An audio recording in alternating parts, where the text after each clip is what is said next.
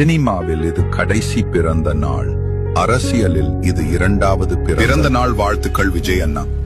காலம் போயிடும், ஆனா நினைவுகள் இல்ல. சினிமால அவர் பயணம் ஒரு கதை இல்ல, அது ஒரு காலம். நம்ம வாழ்வில் ஒரு துணை மாதிரி இருந்தார் விஜய் அண்ணா.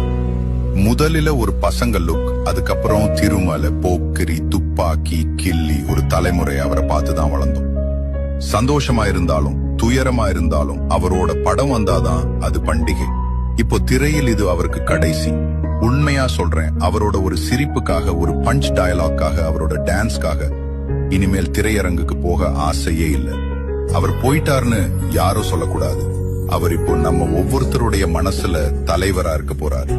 தலைவர் விஜய், உங்களோட பயணம், உங்களோட பாசம், உங்களோட பாதை எங்களுக்கு எப்பவுமே ஒரு பெரும் போராட்டம் தான். நன்றி தலைவா. நம்ம ஒளி, நம்ம குரல், நம்ம அண்ணா. பிறந்த நாள் வாழ்த்து.